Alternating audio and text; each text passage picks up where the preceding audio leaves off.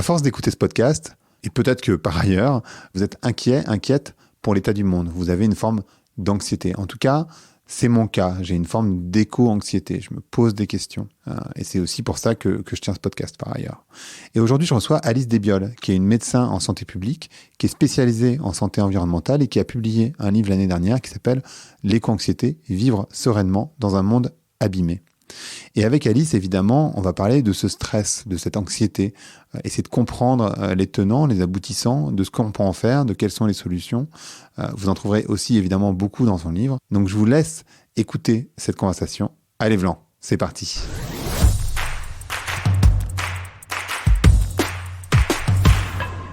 Bonjour à toutes et bonjour à tous. Bonjour, comment tu vas ? Ça va et toi ?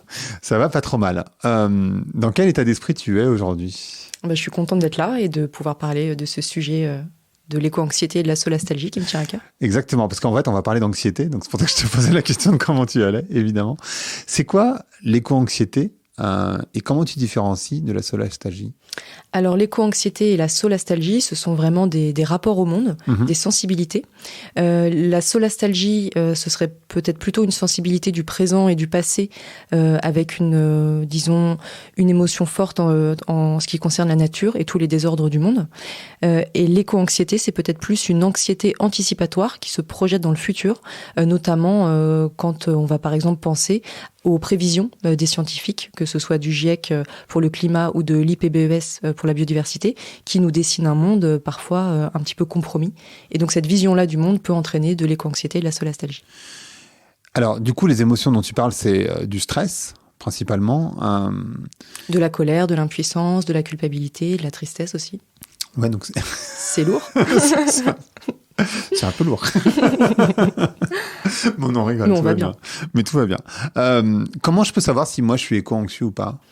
Alors c'est très personnel et il n'y a pas forcément de grille diagnostique, c'est pas une maladie en soi, c'est vraiment un état d'âme, un rapport au monde, aux autres et à soi-même. J'ai envie de dire, si jamais, à partir du moment où on commence à se poser un petit peu des questions sur sa vie, sur soi, sur les grandes orientations par exemple de la société, si on commence à avoir des préoccupations par rapport aux désordres environnementaux, aux désordres humanitaires aussi qu'ils peuvent entraîner. Donc je pense qu'à partir du moment où on a une espèce de cheminement individuel face à toutes ces informations pour le moins anxiogènes, si ça commence à nous toucher et à faire qu'on va se poser des questions, là je pense qu'on rentre tranquillement dans une forme d'éco-anxiété ou de solastalgie. D'accord. Et il y a des phases ou comment ça fonctionne ? Oui, puisque c'est souvent, finalement, on ne naît pas éco-anxieux, on le devient. Donc il y a tout un cheminement face à l'éco-anxiété. Donc en général, pour caricaturer un petit peu, c'est jamais aussi simple et aussi linéaire, mais en général, une personne, par exemple, va prendre conscience d'un sujet ou d'un problème, je sais pas, je prends un exemple, le réchauffement climatique, elle va commencer à se dire que c'est visiblement problématique, d'après en tout cas ce qu'en disent les experts. Et ensuite, elle va commencer à se documenter et à se rendre compte qu'il y a aussi d'autres problèmes environnementaux, l'effondrement de la biodiversité, l'acidification des océans, la déforestation, j'en passe et des meilleurs. Et du coup, il va y avoir une espèce de pensée en réseau qui va finalement aboutir à une compréhension assez globale et holistique du monde et de certains problèmes auxquels nous sommes confrontés. Et donc là, on passe d'une éco-anxiété peut-être simple sur un sujet à une éco-anxiété qui va être beaucoup plus globale et systémique avec une compréhension très holistique du monde. Mais alors, comment on fait pour rester positif dans ce que tu décris ? Parce que ce que tu dis, c'est à partir du moment où tu t'y intéresses, en fait, tu vas générer une forme d'éco-anxiété.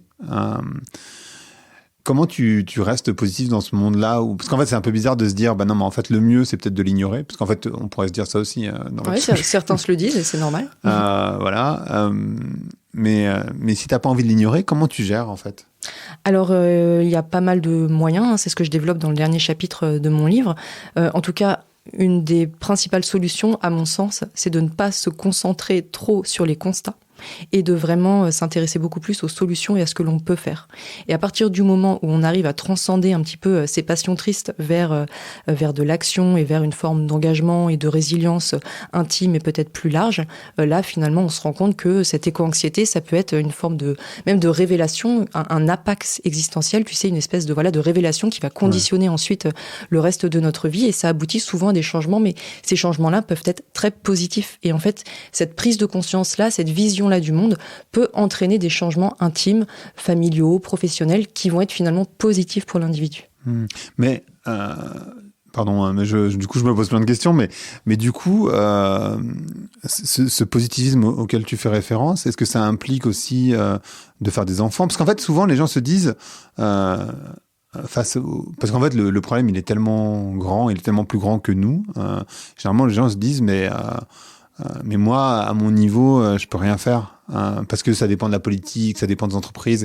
Puis en fait, en vrai, c'est le fonctionnement du monde. Je vois même pas comment je pourrais changer ça à mon niveau. Est-ce que si je trie mes déchets, ça va vraiment changer grand-chose? Il y a vraiment cette réflexion-là de dire, mais moi, je suis trop petit par rapport à la taille du problème. Alors c'est vrai. Je pense que d'ailleurs peut-être ce qui entraîne parfois une forme d'éco-anxiété douloureuse, parce que ça peut être aussi douloureux. Moi, j'essaie d'insister sur l'aspect positif et le levier vers le bonheur et l'action, mais ça peut être effectivement douloureux, et notamment à cause de cette hyper-responsabilité que certains individus vont s'infliger. Or, on ne peut être responsable que ce sur quoi l'on peut agir, et effectivement, on ne peut pas changer le monde à soi tout seul. Donc ça, je pense qu'il y a une forme de deuil d'un certain idéal, d'un certain idéalisme chronique aussi à faire pour peut-être redescendre un peu, mettre de côté cette espèce d'hubris de vouloir à tout prix changer le cours du monde tout seul, ce qui est complètement impossible. Donc je pense que ça, c'est déjà quelque chose qu'il faut accepter, ce qui ne veut pas dire que l'on ne peut rien faire et que l'on ne doit rien faire. Je pense que c'est vraiment retrouver la juste mesure de son niveau d'action. Et tu parles de deuil. Alors, je ne sais pas si on peut faire le deuil de quelque chose qu'on n'a pas vraiment encore perdu, à moins que ce soit de l'espoir, peut-être. Et est-ce que tu pourrais nous parler des différentes étapes dans cette éco-anxiété, parce qu'il y en a différentes, comme dans le deuil, j'imagine. Oui, alors tu as déjà une forme d'éco-anxiété qui va être simple. Donc c'est quand les individus se focalisent d'abord sur un problème qui va les déranger. Et ensuite, elle va devenir beaucoup plus complexe et systémique lorsque les personnes vont réaliser que les problèmes sont interconnectés. Mais ensuite, parmi toutes les personnes, si tu veux, qui sont éco-anxieuses, tout le monde ne vit pas ça de la même manière. Il y a des personnes pour qui cette éco-anxiété-là va être absolue, d'autres personnes chez qui ça va être un petit peu plus relatif, et le niveau d'engagement pour essayer de pallier à cet état d'âme va être différent, avec des personnes qui vont être plus engagées et d'autres qui vont l'être un petit peu moins. Et est-ce qu'il faut être forcément dans la culpabilité? Parce qu'en fait, le sentiment, je trouve, et en particulier, je sais que toi, tu tiens aux gens qui vivent en ville et qui ont une vie, avec des gros guillemets, moderne. Et en fait, rien que le fait de vivre en France, en fait, on a un impact monumental à cause des infrastructures, en réalité. Comment je gère cette culpabilisation et cette culpabilité? Ouais, c'est une bonne question. Je pense que se culpabiliser comme ça, c'est peut-être très judéo-chrétien, tu sais, où on pense qu'on peut racheter tous les péchés du monde avec, je sais pas, une culpabilité ou une punition qu'on va s'infliger à nous-mêmes. Moi, je suis pas forcément pour une approche comme ça, un peu punitive et culpabilisante. On est né où on est né, on est ce qu'on est, et je pense qu'il faut faire avec. Et voilà, effectivement, il y a ce qu'on appelle une rente de civilisation quand on est dans un pays comme le nôtre, occidental, et très développé par rapport à des personnes un petit peu moins bien loties. C'est sûr que ça implique peut-être une responsabilité plus grande à l'échelle à la fois individuelle, mais aussi sociétale. Donc je pense que tout l'enjeu, c'est de ne pas s'hyper culpabiliser, c'est complètement contre-productif, mais de ne pas non plus se voiler la face et d'essayer d'agir à son niveau avec bienveillance et entrain, j'ai envie de dire. Et tu parlais quand tu parles de ça, tu parles aussi évidemment d'émotions. On pourrait revenir sur, parce que j'aime bien, tu parles de ça dans ton bouquin, il y a plein de trucs que j'ai notés, mais entre autres ça, de la racine étymologique du mot émotion. Oui, émotion, ça vient de motio, qui veut dire mouvement. Et souvent, quand on parle d'éco-anxiété, on va se dire, on imagine quelque chose peut-être de sinistre ou de sclérosant. Pas du tout. L'émotion, le fait de ressentir des émotions, même si c'est des émotions qu'on qualifie d'inconfortables, comme la colère ou la tristesse, finalement, ça permet de se mettre en mouvement. Et le mouvement, c'est la vie. Et ça, je pense que c'est vraiment très important. C'est ce qui fait notre humanité aussi. Alors, les émotions ne sont pas que le monopole des humains, mais ça nous définit aussi quelque part. Donc, je pense que leur laisser de la place dans notre rapport au monde, c'est très important, et peut-être que ce n'est pas assez fait. D'accord. Et pourtant, j'ai la sensation que justement la culpabilisation à outrance, ça fait un peu l'effet d'un lapin devant des phares, quoi. C'est-à-dire qu'en fait, ça t'immobilise complètement. Oui. Il y a un peu de ça, quoi. Oui, je pense que je vois pas trop l'intérêt. Je pense qu'on peut pas se construire, même collectivement, en entretenant comme ça une espèce de culpabilité. Mais je pense que ça, c'est lié aussi peut-être à la manière dont nos sociétés, historiquement, même de point de vue religieux, se sont construites avec cette culpabilité judéo-chrétienne qui est très forte chez nous. Et Il y a une chose dont tu parles, et en fait, je me suis posé la question. On fait souvent le rapport entre le féminisme et la fin du capitalisme. En tout cas, on lit le capitalisme avec le masculin et tous les concepts qui en sont liés. Est-ce que c'est un sentiment qui est plus féminin, l'éco-anxiété, ou est-ce qu'on le retrouve chez les deux sexes? Ou est-ce qu'il y a des profils de personnes qui sont potentiellement plus éco-anxieuses? Alors ça, c'est une bonne question. Moi, j'ai rencontré parce qu'il vraiment... y avait les autres, c'était pas terrible. Non, les autres n'étaient pas... Je plaisante. Non, mais disons que là, c'est une question en fait qu'on se pose et on n'a pas forcément clairement une réponse bien documentée. Moi, personnellement, j'ai pu rencontrer des éco-anxieux ou des éco-anxieuses. Il semblerait qu'il y ait une prédominance féminine pour cette sensibilité-là, encore que. Et peut-être que finalement, c'est la manière de l'exprimer qui est différente et qu'on peut très bien être un homme et exprimer aussi différemment son éco-anxiété et en l'étant aussi, quelque part. D'ailleurs, tu parles de deux mots, un que je connais et puis l'autre que je connais pas. Le premier, c'est la matrescence, que je connais. Et l'autre, tu dis que l'homme est une race, altriciale, que je connais pas du tout ce mot. Est-ce que tu peux nous expliquer pourquoi tu dis ça et d'abord qu'est-ce que ça veut dire et ensuite qu'est-ce que ça implique et pourquoi tu le dis? Alors l'altricialité, c'est le fait à la différence par exemple des espèces précociales comme les bovidés ou les cétacés, ça veut dire que l'enfant, nos bébés, naissent complètement immatures au niveau physiologique, au niveau émotionnel, au niveau corporel, et ils dépendent leur survie dépend intrinsèquement des soins post-nataux qui vont être donnés par un individu adulte. À la différence donc des espèces précociales qui, elles, naissent complètement autonomes au plan cognitif, moteur, et c'est vraiment déjà des mini-adultes en puissance. Alors que nous, un bébé, sans soins post-nataux, il ne survit pas. Donc ça implique en fait, altricialité, ça vient d'altrix, la nourrice. Donc ça implique en fait que de facto, on est obligé de délivrer du soin et de protéger nos nouveau-nés. Et donc ça s'accompagne de ce que tu disais aussi, la matrescence. La matrescence, c'est la fusion de maternité et d'adolescence. Et donc, c'est pour traduire, en fait, tous les chamboulements intimes que va ressentir une femme lorsqu'elle va avoir un enfant, la grossesse. Donc, c'est tous les changements physiques, hormonaux, psychologiques, émotionnels aussi qui vont advenir. Pour les hommes, on parle de patrescence.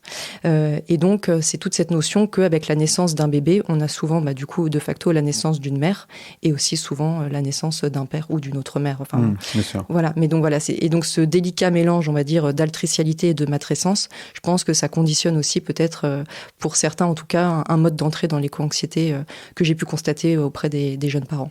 Le fait d'avoir un enfant, ça peut générer de l'éco-anxiété, c'est ça que tu veux dire? Parce qu'en fait, tu vis plus longtemps c'est ça en fait l'idée? Entre autres, déjà tu as un instinct de protection qui est naturel pour tout ce qu'on vient de dire, altricialité, tu as un chamboulement émotionnel donc avec la matrescence et la patrescence. Du coup tout ça, disons que c'est un terreau fertile pour se poser des questions. Et évidemment, quand on a un enfant, l'horizon temporel dans lequel on se projette est beaucoup plus important que quand on est tout seul. Là, tout d'un coup, quand les scientifiques vont nous parler de 2050, c'est demain. Un enfant qui naît en 2020, il aura 30 ans. Donc là, forcément, on fait destin commun avec nos enfants et donc on va se projeter beaucoup plus loin. Et on va aussi s'interroger sur l'envie de proposer à nos enfants un environnement aussi favorable à leur épanouissement, à leur bien-être, à leur santé. Et donc ça, ce n'est possible que dans une société en paix et dans une société prospère et respectueuse du vivant. Et d'ailleurs, c'est d'autant plus vrai que j'ai vu ça cette semaine, que le nombre de naissances en 2020 a été réduit, en fait. Il y a eu moins de bébés en 2020. Alors, bien sûr, les bébés de 2020, ils naissent a priori en 2021. Enfin, en tout cas, plus ou moins, mais enfin, c'est quand même un peu comme ça que ça se joue. Mais donc, du coup, ça veut dire qu'en 2019, il y a déjà eu en tout cas en France, des personnes qui ont fait un peu moins d'enfants que par les années précédentes, alors que la France avait une sorte de record européen en ce qui concerne la natalité. C'est-à-dire que c'était l'un des rares pays européens à maintenir un taux de natalité à peu près suffisant pour maintenir la population en réalité. Ce qui n'est pas du tout le cas en Italie ou en Allemagne. Oui, c'est vrai. Après, il y a certaines personnes qui font le choix de ne pas faire d'enfants.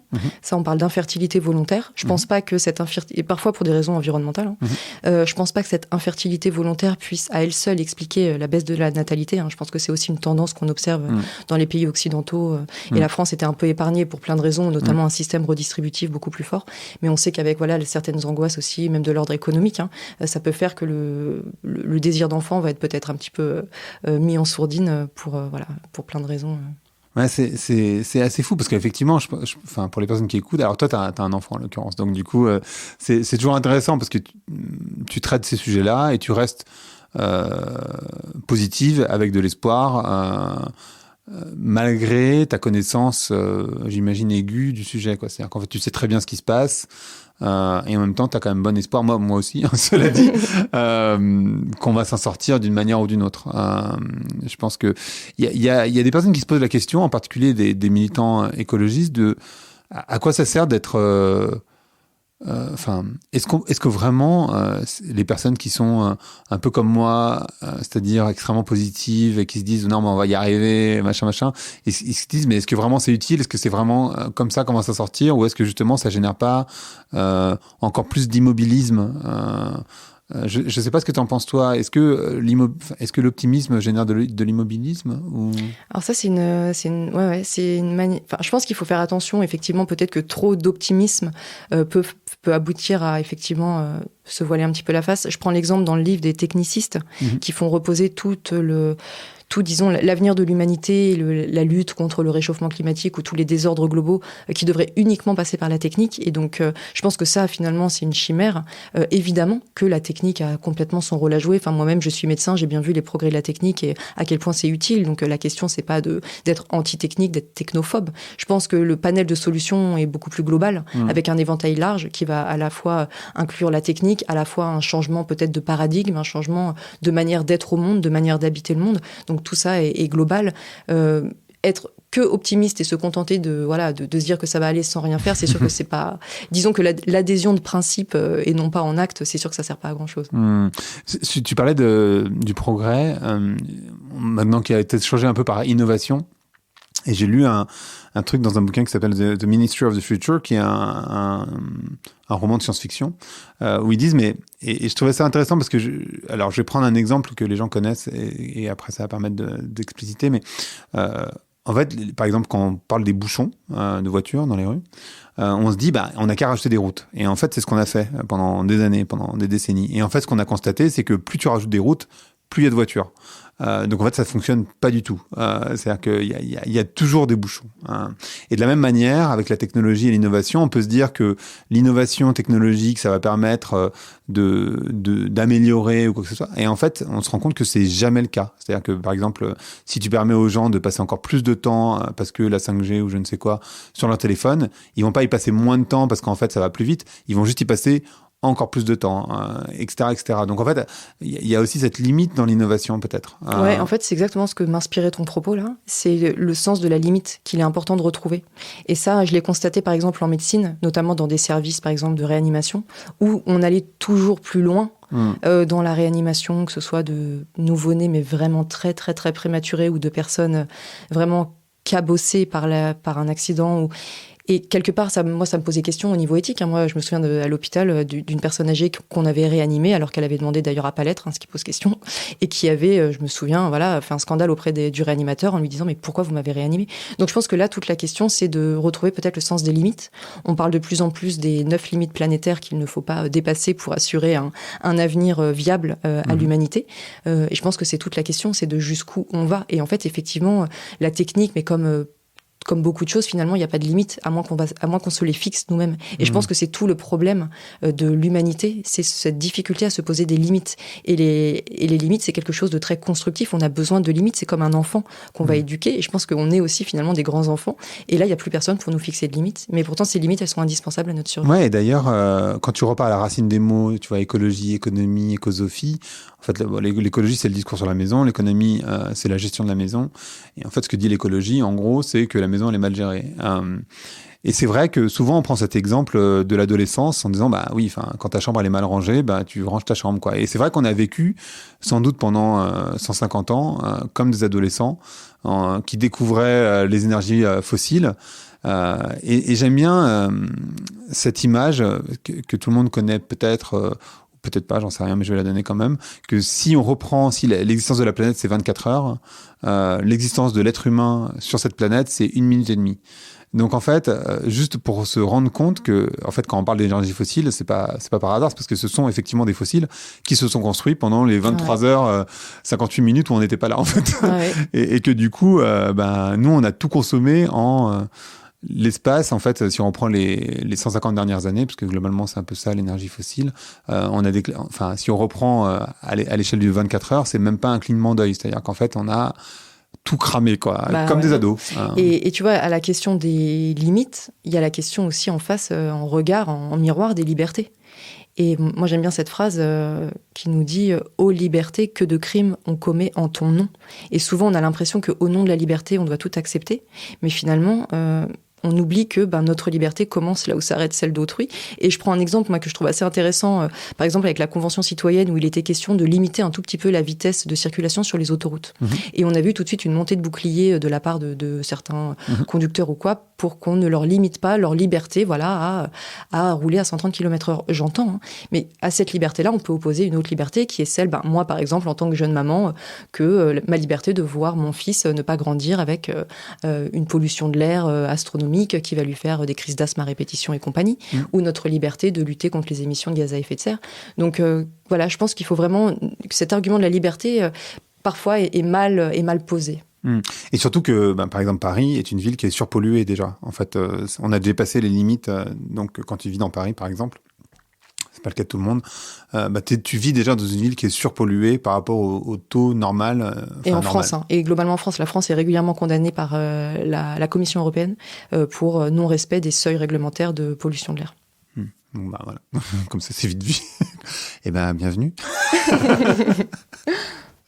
Mais effectivement, et en plus, sans considérer qu'on vit dans un surconfort. C'est-à-dire qu'en fait, en réalité, quand tu regardes les statistiques, que tu ailles à 120 ou 130 km/h, tu arrives globalement à la même heure. C'est-à-dire qu'en fait, il va peut-être y avoir 1 minute de différence, peut-être 3, mais ça va pas faire il y a une forme de plaisir à conduire vite. Bon, 130, c'est pas très vite, mais il y a une forme de plaisir à conduire plus vite. Et puis, c'est aussi le train de la société. C'est-à-dire qu'en fait, dans cette société... dans le progrès, dans cette innovation toujours plus rapide, on n'a pas envie de perdre 1 minute, justement. C'est peut-être aussi ça le problème, c'est qu'il faut réinventer les récits. Bon, ça, moi, j'en parle beaucoup, et puis il y a beaucoup de gens qui parlent de ces nouveaux récits et de la manière de les réinventer. C'est peut-être ça aussi le souci, c'est-à-dire qu'en fait, on est dans une société de bien vivre, non, quelque part. Peut-être, et aussi peut-être redonner du sens aux mots, parce que quand on parle de progrès, moi le progrès c'est pas que plus de technique ou plus de vitesse, c'est aussi plus de bien-être. Et ça passe peut-être par des villes, on parlait là des villes qu'on va organiser différemment, avec par exemple plus de végétation. Ça c'est des recommandations de l'OMS, c'est même pas moi qui dis ça, on sait que les espaces verts, ça favorise la santé physique et mentale des personnes, le contact avec la nature, le fait d'habiter à côté d'un parc, le fait de favoriser les mobilités actives. On est dans des sociétés qui sont extrêmement sédentaires. Donc le bruit, ça a énormément d'effets délétères sur la santé, pas que du tout auditif ou psychologique, mais ça a même des effets cardiaques. Donc finalement, pour moi, le progrès, c'est loin d'être que plus de voitures, plus de vitesse, plus d'innovation. L'innovation, elle peut être aussi low-tech. Je crois que tu as reçu l'expert des low-tech ici. Donc le mieux vivre... Pas encore, mais ça va pas tarder. Ça va venir. Voilà, je pense que c'est ça aussi. Pour moi, le vrai progrès, c'est de maximiser le bien-être. Et le bien-être, c'est pas que l'accumulation de technologies et de biens. Ouais, en fait, c'est ça le truc, c'est que... Enfin, moi, quand je parle avec des entreprises, je leur dis, on est censé passer d'une entreprise, d'une société d'entreprises qui sont liées à la production à une société qui est centrée sur la vie, en fait, sur le vivant, simplement, et de se dire, en fait, ce qui compte le plus, le progrès, c'est tout ce qui va dans le sens du vivant, pas dans le sens de l'accumulation de biens, de pouvoir ou d'argent, évidemment. Et en fait, en fait, c'est bizarre parce que c'est tellement évident que du coup, tu te dis, mais comment ça peut ne pas être comme ça déjà, en réalité? Oui, puis c'est tous les choix d'indicateurs macro aussi qu'on va faire. On parlait énormément du PIB et du plein emploi. Jusqu'à peu, on avait par exemple les États-Unis qui étaient une société de plein emploi. Ils avaient une espérance de vie qui avait diminué. Donc je pense que si on réfléchissait aussi à des indicateurs de pleine santé, comme on réfléchit à des indicateurs de plein emploi, à des indicateurs de bien-être, tout ça, ça nous permettrait peut-être de changer un peu de paradigme et de voir les choses différemment. J'ai une question un peu étrange, mais est-ce que l'éco-anxiété, c'est pas un signe de bonne santé mentale? C'est-à-dire qu'en fait, quelque part, c'est de dire que tu es bien au courant de ce qui est en train de se passer. Et finalement, c'est un peu naturel d'être éco-anxieux. Et si tu l'es pas, c'est un peu étrange. C'est-à-dire que t'es dans le déni de ce qui est en train de se dérouler sous nos yeux, non? Ouais, moi, effectivement, c'est ce que j'ai pu constater souvent. Alors, à moins, bien sûr, que ce soit une éco-anxiété vraiment très noire, mais globalement, le fait d'être éco-anxieux, ça traduit une forme déjà de résilience, de solidité aussi mentale. Il faut avoir quand même une construction psychique, émotionnelle, intime qui est très solide pour faire face à ces données vertigineuses. Hein. Et tout le monde, effectivement, ne peut pas. C'est pour ça que certains se réfugient dans le déni ou font en sorte de ne pas voir. Mais effectivement, le fait d'être éco-anxieux, ça traduit déjà un certain courage, une certaine force de caractère, une certaine solidité qui nous permet d'avancer malgré toutes ces informations. Et une question que je t'ai pas posée, mais qui m'intéresse, parce que tu décris, comme t'es médecin, hein, le mode de fonctionnement du stress. Est-ce que tu peux nous parler? Parce qu'en fait, c'est aussi quelque chose qu'on ressent toutes et tous. Le stress, pas nécessairement lié d'ailleurs à l'écologie ou à l'évolution de notre cadre de vie. Est-ce que tu peux nous décrire ou nous expliquer comment ça fonctionne, le stress? Ouais, ça m'intéresse. Ouais, bien sûr. Alors, le stress, c'est quelque chose de complètement normal. Hein. En fait, quand on parle de stress, c'est juste une mise en branle de notre corps, voilà, qui va se mettre en marche pour faire face à une situation. Ça peut être une menace, ça peut être une opportunité. C'est quelque chose qui va nous pousser, qui va nous mettre en tension. Et donc, on a le stress aigu, on a le stress chronique. Le stress aigu, en général, il est bénéfique puisqu'il nous permet de faire face soit à une menace et de décider ce qu'on va faire. Est-ce qu'on va fuir? Est-ce qu'on va agir ou est-ce qu'on va rester tétanisé? Mais ça nous permet on augmente la fréquence cardiaque, les muscles vont se contracter, on se prépare à l'action. Donc ça, c'est quelque chose qu'on a en nous depuis toujours, hein, c'est complètement physiologique. Et donc ça nous permet d'agir, de nous dépasser, de prendre une décision et de initialement de sauver notre peau, grosso modo. Et par contre, là où ça devient plus problématique, c'est le stress chronique. C'est quand là, en fait, on fait face à tellement de situations qui sont perçues comme des menaces, par exemple, que là, on va avoir une réaction quasiment chronique de stress dans le corps, et ça, c'est pas possible. Et ça entraîne, du coup, des troubles du sommeil, des mal de ventre, des maux de ventre, des maux de tête. Et donc là, on va avoir des effets plutôt délétères du stress. Mais donc le stress aigu, c'est quelque chose de normal, de physiologique, de sain. Et le stress chronique, c'est quelque chose, par contre, de plus pathologique. Et, pardon, je pose des questions de néophyte, mais l'angoisse, ça se situe où par rapport à ça, alors? Alors l'angoisse, c'est autre chose. Souvent, le stress, il y a quand même en général une situation perçue qui est effective, qui existe, il y a une menace, il y a quelque chose. L'angoisse, c'est quelque chose de beaucoup moins identifié. C'est vraiment une peur qui va être beaucoup plus globale. Ça va être plus difficile d'expliquer pourquoi. C'est d'ailleurs ça qui va aussi renforcer l'angoisse. La personne va se sentir mal, va se sentir débordée sans trop savoir parfois pourquoi. Et en même temps, tu vois, quand je vais voir mon ostéo, je te raconte ma vie, forcément, moi, j'ai mon... comment on appelle ça? Tu sais, ton point sternum, qui est bloqué, ouais. Qui est bloqué. Et en fait, l'ostéo, il m'explique que globalement, pour le 90% des gens, il est bloqué parce qu'en fait, on ne respire pas assez. En fait, on est stressé. Donc cette société, elle est aussi un peu stressante quelque part, non? Oui, ça c'est sûr. Je pense que, comme tu disais, le tout vitesse, toujours plus de performance, toujours plus de réactivité. On n'a plus de moments de paix, en fait, aussi avec Internet, les smartphones. On est toujours avec nos notifications. On a plus de moments de paix. On a beaucoup moins de contact aussi avec la nature, pour beaucoup. Je parle de manière générale, mais la plupart des Français habitent en ville, avec des villes de plus en plus denses. La pollution de l'air, ça n'a pas que des effets sur les poumons, ça a plein d'effets aussi sur la santé mentale. Le fait de vivre en ville aussi, ça a des effets sur la santé mentale. Donc, effectivement, on est dans une société... Alors, tout n'est pas noir. Je veux dire, on a gagné en espérance de vie, on a gagné en qualité de vie. Je veux dire, il ne faut pas noircir le tableau. Mais effectivement, je pense qu'on gagnerait peut-être à se poser un petit peu, à réfléchir différemment nos organisations de vie, de travail, de la manière dont on va construire nos villes, dont on va éduquer nos enfants. Voilà, si on remettait un petit peu plus d'apaisement, de bienveillance, d'empathie, de nature là-dedans, je pense qu'on aurait tous à y gagner. Et je me rappelle d'une expérience qui a été faite, qui était que tu fais passer quelqu'un sous un arbre, et en fait, son niveau de stress se réduit automatiquement. Donc, il y a vraiment un lien entre le rapport à la nature. Bon, nous sommes la nature, mais en tout cas, l'arbre, la végétation et le stress, non? Ah, bien sûr. Mais alors ça, encore une fois, ça peut peut-être paraître bizarre si on n'est pas au courant, mais c'est documenté. Il y a une belle revue que je cite dans mon livre en bibliographie qui détaille vraiment les effets, en fait, des forêts sur la santé mentale, mais aussi physique, avec plusieurs études qui retrouvent des effets positifs sur la santé cardiaque, sur parfois même le risque de cancer.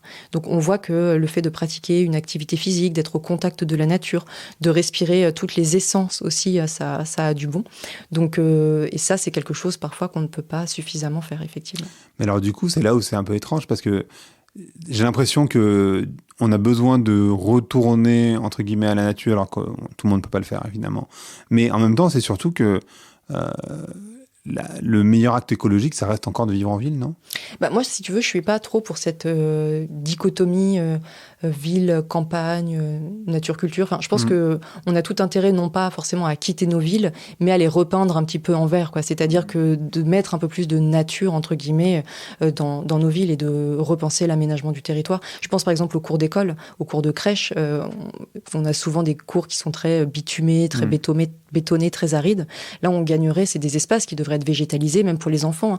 On sait que le contact avec la nature, les écoles dans la forêt, là, qu'on voit beaucoup en Allemagne ou dans les pays scandinaves, ça a énormément de bienfaits sur la santé des enfants, en termes de gestion du stress, de qualité du sommeil, de lutte contre le surpoids et l'obésité. Donc, même pour les enseignants, en termes même de qualité auditive, le bruit.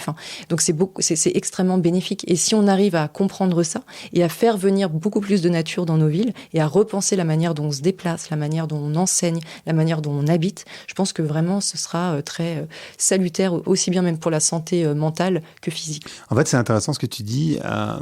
En particulier, je trouve que c'est intéressant de questionner nos modes de vie et voilà.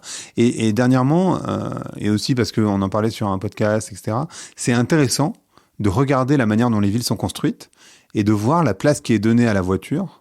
Et la place qui est donnée aux habitants, c'est-à-dire aux gens qui marchent, ou qui sont en vélo ou avec des poussettes. Et en fait, quand tu commences à regarder, et tu te dis, mais pourquoi les voitures, elles ont la priorité et pourquoi on leur donne autant de place il y a une vraie question. J'ai la réponse, c'est que les villes ont été construites et on a tout construit autour des voitures et du déplacement en voiture. Mais quand même, ça se questionne. Quelque part, tu as le droit de te dire, en fait, c'est pas si logique que ça de faire une ville construite autour de la voiture. Ah non, je suis d'accord. Moi, je pense que de toute façon, il faut se questionner, parce que le questionnement, ça ne peut qu'aboutir du coup à des remises en question, et je pense que c'est toujours salutaire. Effectivement, je pense que ça, c'est des politiques d'urbanisme qui datent des années 50, 60, 70, les 30 glorieuses, le sortir de la Seconde Guerre mondiale, l'accès à tous, la consommation de masse, l'accès au plus grand nombre à des biens de consommation. Donc ça s'explique aussi dans cette logique-là. Donc l'idée, c'est pas du tout de culpabiliser ou de critiquer, c'est plutôt de se dire, maintenant, comment est-ce qu'on peut faire peut-être différemment ? On a d'autres impératifs, d'autres aspirations en termes de qualité de vie, en termes de bien-être, en termes de bruit, de qualité de l'air, de température dans les villes, de marchabilité dans les villes. Comment est-ce qu'on peut maintenant faire différemment ? Et je pense que c'est tout l'enjeu là des années à venir et des décennies à venir. Et alors, parce que tout le monde ne nous écoute pas en France, il y a plein de gens qui écoutent aussi volant en étant à l'étranger.